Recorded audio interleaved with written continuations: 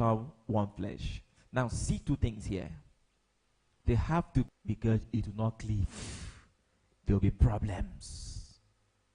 By the time you are still carrying the embargo of family, of father, of mother, and you want to cleave, for every time you push to cleave, it is like turning magnets. If you turn the other side, as you push it, it cannot cleave. It will keep pulling itself. In fact, it will keep pushing you either this way or this way. It cannot cleave. But once you turn the right side, it clicks. In the same way, the Bible says, for this reason, a man will live. It is expected. That is what the Bible says. So you who wants to cleave and have not left, how do you want the cleaving to happen? And that's the problem. So most people are having issues because they want to cleave when they have not left.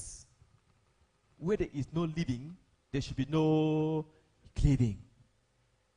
Are we together?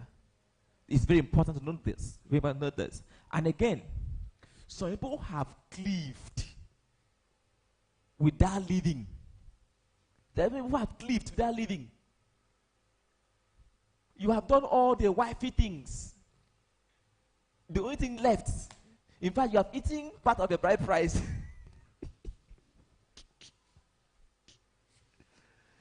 You've done everything.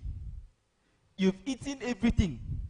In fact, the worst is, after eating everything, you still expect the man to come and pay bride price. No, he has spent everything on you already.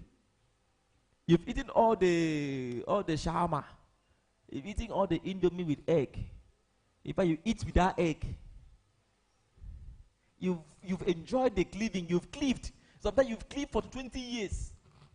You're not like people who go to find job. You know, a job today you go, they say he must be 14 years with 30 years experience. That's a job advert. 14 years, 30 years experience. So you in your marriage, or no, in this situationship. Yes, it's not relationship, it's situationship.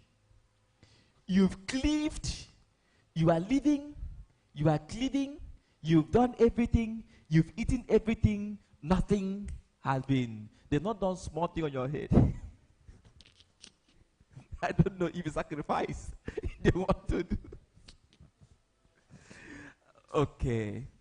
So the Bible expects that there should be, a man should live. Living entails so many things.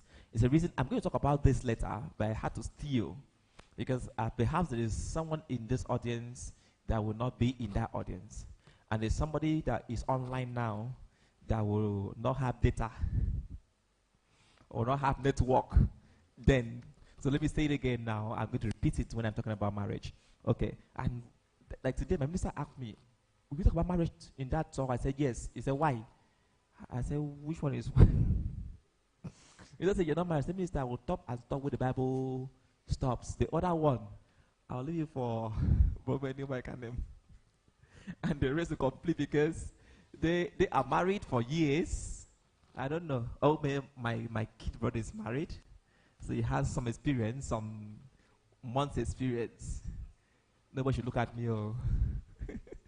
Okay, so when you leave, living does not necessarily mean abandoning. No. Living, father and mother, does not mean abandoning. It means independence. Are we there? It means that you have a say of your own. You take decisions on your own. You make choices on your own. You acquire things for yourself. There is no interference from the home, from the father and the mother. You cannot, you know that thing you say, our wife, you marry and bring to the family, and your father and mother will begin to feed. We're going to allow it to happen to any of us. It's a very serious matter. You don't marry for your father and mother to feed.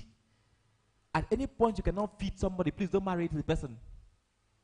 It's important because you not live. They say live. Living means you are independent. You know, what makes a man is not gray hair. What makes a man is responsibility. At any point you are able to make decisions on your own and take responsibility on your own, that's when you're a man. Until that, you are still a boy, irrespective of your age. And marriage, the Bible says, a man, you not say a boy, you not say male. It says what? A man will live. So until you're a man, please don't leave. Oh. Until you're a man, please stay in the house. The street is not for the boys. The street is for men. You're not asking why I'm still in the house. Perhaps I'm still a boy. But a very serious note, until you are matured and responsible, please stay in the house. Don't leave. I've seen boys leave home and run to the streets.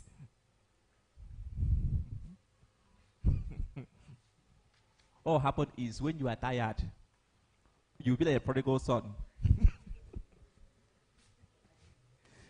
When you squandered everything in the streets, guess where you go back? You go back home. So when the boys leave their father and their mother and go to cliff with a woman, they bring the woman back to where? Back to the house for the father and the mother to feed. What you've done, you've only adopted somebody for your father and your mother. That is not meant for all of us. So I'm very serious about this. So a man, that's a male who is matured and responsible. I hope you know that the MR, Mr. is matured and responsible, perhaps. Okay, so work with that. So you ask, what is Mrs. then? The MRS. That should be matured, responsible, and submissive. Yes, that's what it is. Okay. So any that is not the difference between lady, woman, female, and wife. Because say you find a wife.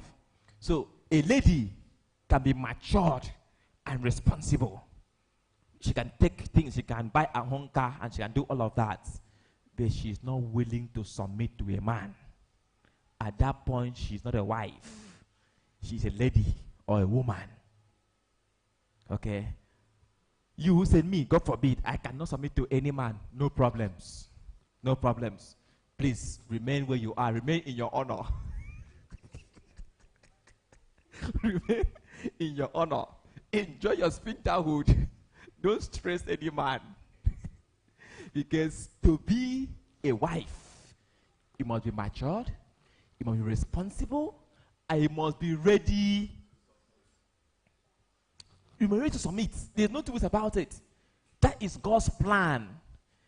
Don't leave these people that will tell you, don't worry, don't submit to any man. Oh, a man, how can a man come to a lord over you? My sister, let him lord. The only way this thing will work is the more he lords, the more you are in peace. That is simple truth.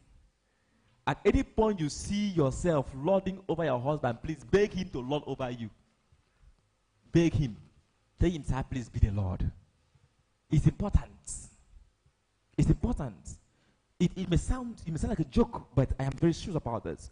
The people